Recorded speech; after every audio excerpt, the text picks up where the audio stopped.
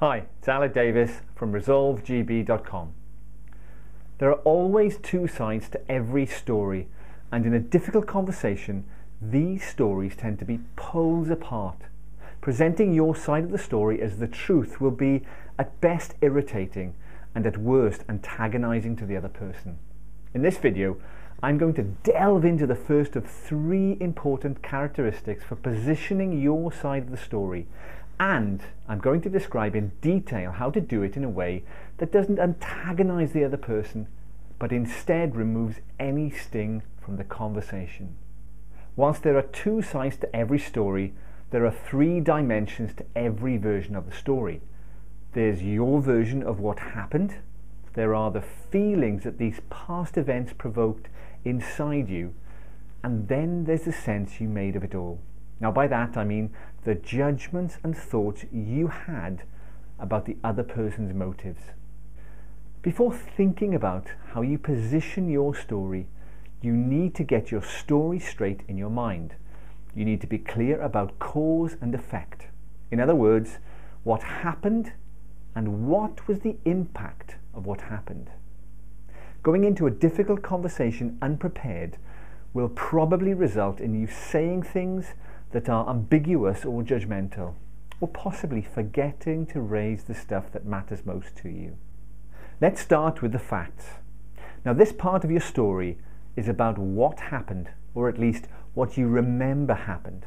Think of it like a sequence of events captured on video and audio. It contains the words and actions, things that were said between you, facial expressions, and other non-verbal behaviors. It also represents the consequences of those behaviors, how they affected you, others, and the organization. Go back in time as far as you think is necessary and recall the first thing that was said or done that triggered the situation. Recall the context, time, location, specific words and actions. Write them down if you have to. When you present your version of events to the other person, it's important you position it in a way that acknowledges two things.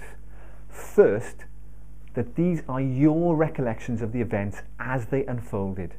And second, that you are open to the possibility you might have missed something, or that they might see things differently, and you're curious about hearing their perspective.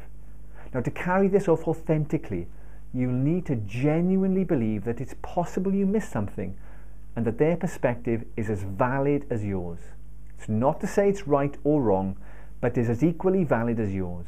Now, positioning it this way changes the dynamic of the conversation away from being right and winning to being curious and learning about difference.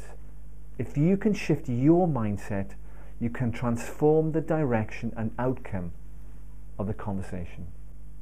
So, to sum it up, recall as best as you can the specific behaviors that led to the situation unfolding.